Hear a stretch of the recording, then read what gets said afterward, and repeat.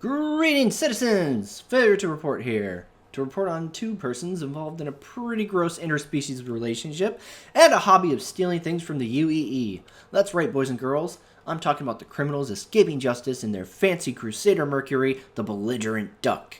If you aren't aware, CIG recently revealed a new concept ship by creating a new minigame of Find the Bad Guys on their star map. While we aren't actually here to talk about the minigame, which was pretty lame, we are going to be talking about the Crusader Industries Mercury. So, let's do this thing.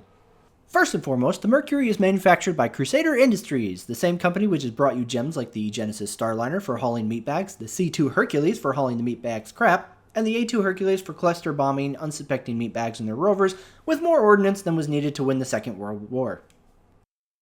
Oh geez, I sure love my Herald. It's so fast. I mean, my interior is totally taken up with server stacks everywhere. I'm the only one who can fit in it. And it's basically a giant rocket with a cockpit attached to her, but she does me good. Say, peasant, you like going fast and running illegal pornography across the verse for your superiors, do you? Might I interest you in a more enlightened choice of chariot? What you mean, mister? Why, the Mercury Star Runner, my boy. It has more server stacks than Peru's Dota 2 servers, enough cargo space to fit a lifetime supply of Twinkies to keep you fed as you look through your customers' private data, and best of all, it sleeps 3, so now you can pilot the vastness of space alone by choice instead of necessity. Would you like that?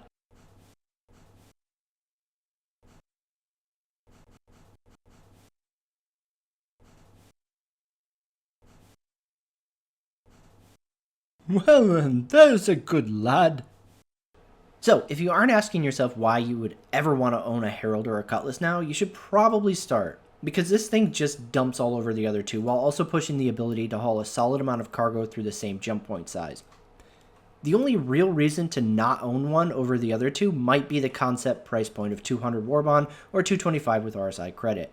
That said, if you own a Cutlass or a Freelancer as well as a Herald, well, the decision to melt and CCU into a Mercury Star Runner seems pretty no-brainer at this moment. Now, we don't yet have the Mercury Q&A from CIG, which is always a pretty big deal, as some concepts can be completely changed based on CIG's answers, but at face value, this ship is honestly pretty amazing. But Failure, you hate Star Citizen. Why are you talking about Star Citizen? Because I hate CIG as a company and have little respect for Chris Roberts as a manager, I've never said I hate Star Citizen as a game. While I don't have much of any hope left for the project, many of my viewers do, and as I said with the mining review, I'm going to try to do a more balanced out channel where some of these videos are going to be aimed at actually discussing the game and not just the issues I have with CIG. So there, deal with it or go to another channel. The other reason I chose to talk about this ship is because it's actually really well designed. Not just the I can do all the things power creep that we normally see with new concept sales, but the actual design of the ship deserves a high five in my eyes. So whoever was responsible for making this ship over at CIG, I genuinely salute you. So let's talk about why. So we might as well start at the nose of it all. It should be very obvious to anyone who has ever seen Star Wars that this ship is essentially using the Millennium Falcon as its spirit animal. And as such, when they first unveiled the concept, all I could think of was how terrible the view in the Falcon is. And how bad of an idea it would be for CIG to copy that. Press F to pay respects to the Drake Caterpillar, anyone? Offset mid-body ship cockpits are a fucking terrible idea. So when we got the actual concept unveiling for the Mercury, I cannot tell you how happy I was to see that CIG had the sense to put the cockpit on the leading protrusion of the ship's frame. But wait, it actually gets better. The view! Oh god, the view is so good. Chris, start doing this with every ship. For the love of God, please. Okay, I'm a little settled down now. The Mercury brochure claims, unlike some of our competitors, Crusader Industries understands the importance of unimpeded visibility when piloting, and claims to be the first ship to feature their innovative Crystal View cockpit that permits a wider and deeper field of view. Well, thank fucking God for Crusader's board of directors then. How can I buy stock so this company can rise to a monopoly and make their cockpit standard throughout the verse? While the cockpit is very similar to the Origin 600i, one of the big differences is that the pilot of the Mercury has an unrestricted view both in front and to the sides, but also under the ship. If you spent any time flying helicopters in other sims, or you're a channel veteran long enough to have seen my video on cockpit views from way, way back, you know how much I stress this is an important feature in any cockpit where you're landing vertically, like in Star Citizen. So it has a pretty view, but is that really enough to pat CIG on the back? I mean, maybe, for me personally, but one of the first things I noticed when looking over this concept was its interior's layout.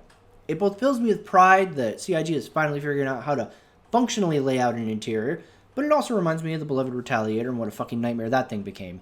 So, here's to the Mercury, a ship that boasts a corridor running down the spine of the ship from the cockpit all the way back to the cargo hold, with all rooms attached off of that corridor. I look at this feature similar to cockpits.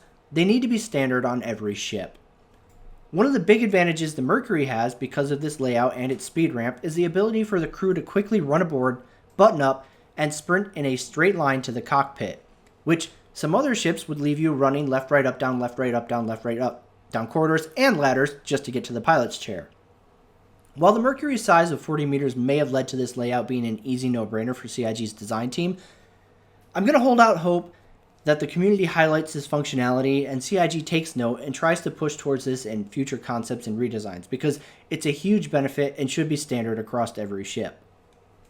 Now, this wouldn't be a failure to report video if I didn't jump on my soapbox and complain, so let me pull that thing out really quick. Alright, what's crap with this concept? The turrets. It makes absolutely zero sense for a ship to feature some weapons remotely operated while you have a top and bottom turret that are manned. I get that Chris really fucking loves movies, but dude, stop. Just stop. The Millennium Falcon was cool in movies. It's less cool in a game where you actually have to use it.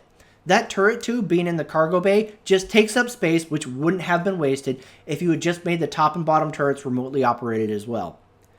For the ship's size compared to its price point, it's clearly on the higher end of ships, so for it to skip on this design feature makes zero sense, even in lore. And I mean, turrets in Star Citizen don't make sense either. It's year 2940 some crap, and we have remote and automated turrets right now in 2018. Stop, Chris. Now, I get it if CIG wants to have manned turrets for gameplay reasons and doesn't want to automate all the weaponry. That's fine. But it would make much more sense for the time period if these weapons were all remotely controlled from an armchair. We've mastered quantum travel, but somehow we forgot how to remotely control weapons. Yeah, okay, that seems pretty likely. The other issue I have with the Mercury is the amount of space dedicated to Infrarunner gimmick.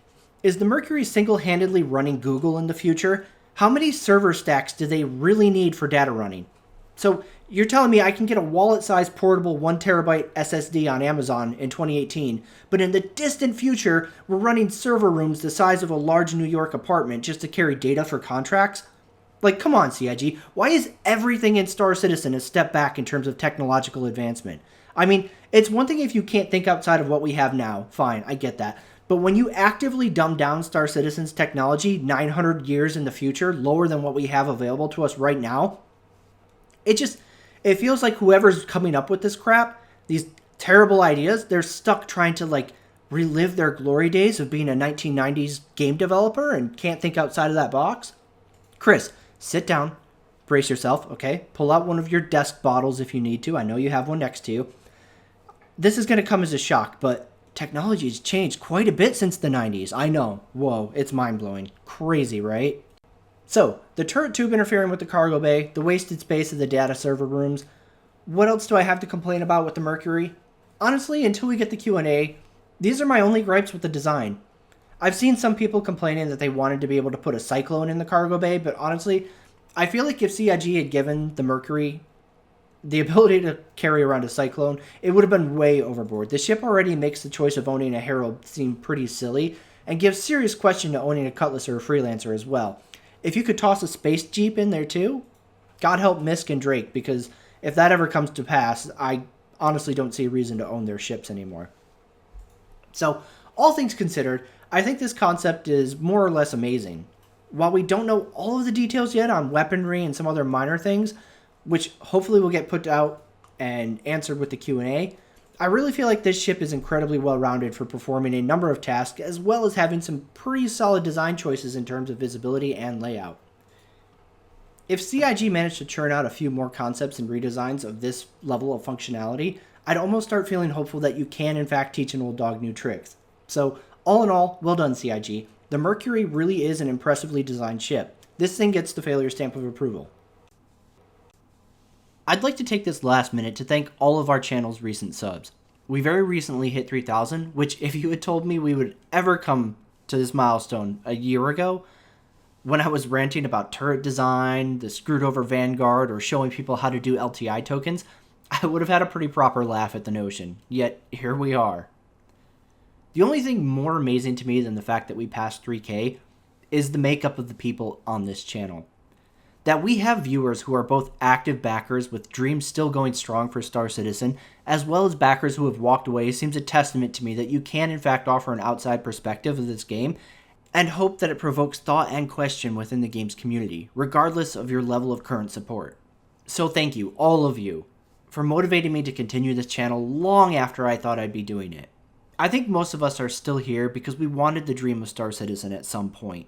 And to this day, nothing would make me happier than to say I was wrong about Star Citizen and the people making it. And if that day ever came, I would gladly take the public humiliation of acknowledging CIG's success so that we all have an incredible space game to play in the scope and scale that Chris sold us. Until that day, or the end of the project, I'll be here, thanks to you.